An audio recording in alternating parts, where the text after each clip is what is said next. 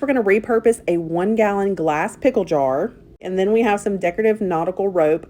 I'm measuring out vertical strips. I'm going to end up cutting 8 of these. I'm going to start using my glue gun to attach them on the side of the jar. Any glass jar, there's a seam. And I'm going to start with that seam. Sometimes whenever you're working on these projects, you kind of get a feel for what works best. And sometimes that hot glue can start to set up on you quicker than you'd like. So give it a try and see what works best for you. And all I'm doing is I'm evenly spacing these out. So you see these two are opposite from one another. And then I'll go in the middle of those sections and put a piece of rope. And then I'll do that, continue on until all 8 are glued on. And then at the bottom, if any of your rope is fraying or anything, you can go ahead and get that glued down. If you'll notice the little pink things I have on my fingers, if you've never seen those before, they're just silicone finger protectors, and they're really great for when you're trying to work really closely with hot glue. It can save your fingers some little burns there. Again, you have the ability to kind of create whatever you like design-wise. I decided to keep it even more simple and just do one on the top and then glue one around the bottom. And kind of glue in a few places as I'm wrapping around, and then I'll glue the other 2 and it ended up being a stack of 3. And so there it is, kind of finished. I'm putting the finishing touches on it. Now at this point, there's also another option. You could add like a handle or something like that. I decided to keep it pretty simple. I'm going to show you kind of how I styled it too. So I have a wooden little charger, a cute little vintage jar, and a pretty little bright blue pop of floral. I put in some sand from the dollar store and a flameless LED candle. And then I grabbed a few seashells and driftwood pieces from our trips to the beach and cute little sign, and I think it's all sweet. So because this jar is so neutral, it would look good staged and styled for many different seasons. To start this project, you'll need some empty used cans. The first thing we're going to do is remove the labels from the cans. Most of the time this is a pretty easy process. Now that we have the water and ice inside of them, we're going to go ahead and place them into the freezer until they're frozen solid. Okay, here's a quick look at them frozen, and now we're ready for the next step. Now I've placed a protective towel just down to cover my surface, and I'm going to be using gloves because they're awful cold to hold. So I'm going to place the first can sideways onto the mat. And next we're going to pick a design. Now there's a few ways to do this. You'll want to clean a little bit of frost off your can so you can see it. That happens once you pull it out of the freezer.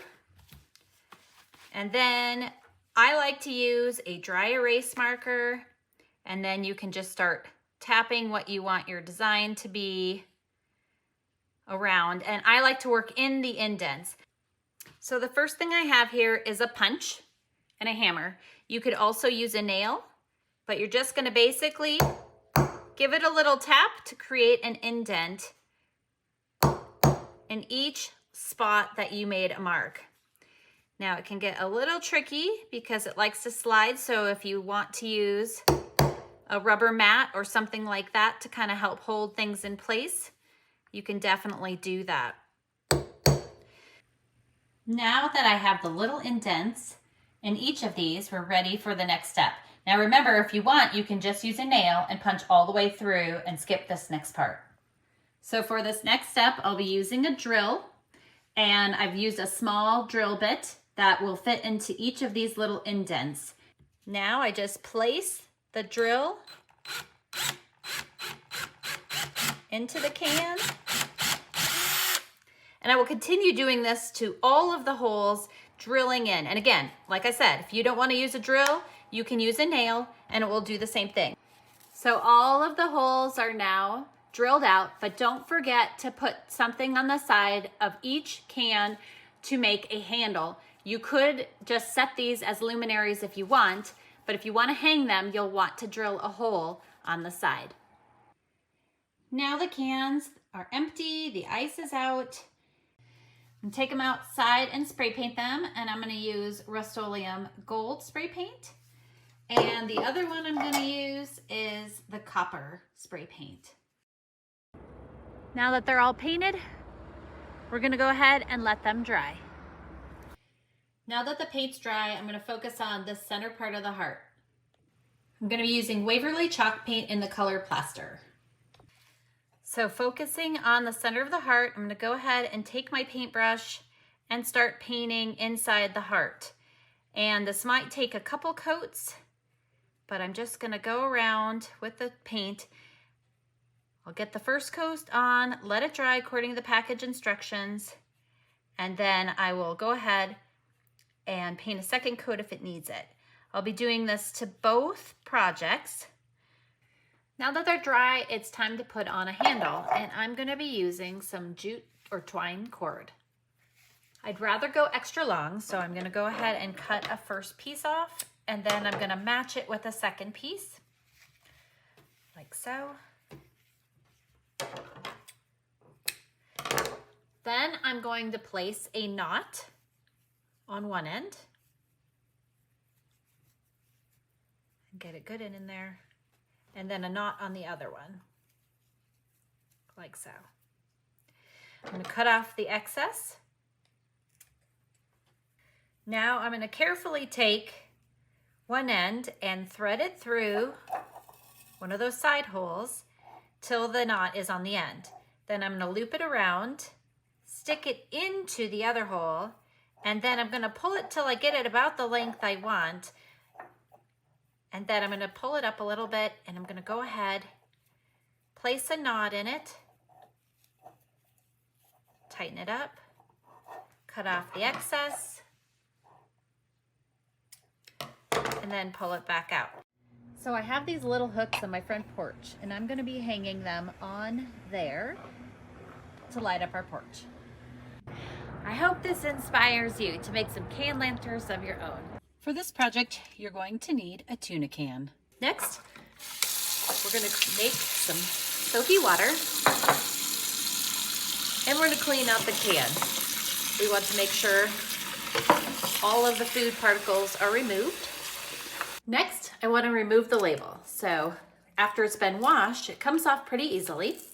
You simply peel it off, and you can clean up any of the sticky stuff with a little Goo Gone if you want, or leave it depending upon what you're going to do for this next step. Now that we have this cleaned up, you are going to decorate it. And you could do a lot of different things. You could spray paint it, you could leave it as is. But one of my favorite things to do is use something that I can interchange depending upon my seasons. So with that, I could use ribbon, I could use duct tape, I could use any different kind of ribbon, tape, anything I want. So I'm gonna start by taking some painter's tape. I'm gonna remove it here. And I'm gonna place it onto the can. I'm gonna go all the way around. Now I can always adjust it. So basically what I'm doing is trying to find how much I need and then give a little extra. So now that I've got it on there, I'm just gonna press it to get it nice and firm. And again, one of the reasons I pick painter's tape is because then I can remove it and put the next season on it if I want, because this is a project that I'm gonna be able to leave outside. Next, I have these star stickers, and there is no right or wrong to how I'm gonna place them on, but I'm just gonna go ahead and peel them off and just kind of randomly put there. And again, you can usually adjust them however you want after you get them on your container. What I've got here is a dollar store broom, and I'm just gonna remove the base because I just need this pole for the next step. Next, I'm gonna take the broom handle and I'm gonna stake it into the ground. Next, I'm gonna place a substantial amount of hot glue right here on top of the can. You could easily place it here as well. And then I'm gonna place the can on top and wait for it to cool. Now, if you want a more permanent option, you could use silicone, you could use E6000, and something else that might stand up to the elements depending upon where you live. I also purchased a candle holder, which I'm gonna place inside. I'm gonna open up some votive candles. Now, depending upon where you're placing this, you may choose to use tea lights or faux candles. So with this being a mulch area, I will probably swap this out for a battery operated tea light instead, just for safety. For my second one, I'm using one of these bud vases, and I'm gonna place that right inside as well. And the same thing, simply grab a candle and place it inside. And again, you could use alternative options. This area is right underneath our cottonwood tree. And my kids love to sit on this bench we made together. They also love this hammock. So they hang out here with their friends and lounge around. So I provided some extra lighting in this space for them. In addition to this, it'll be used all season long, and I can adjust the tuna cans for the fall, winter, or any time of year.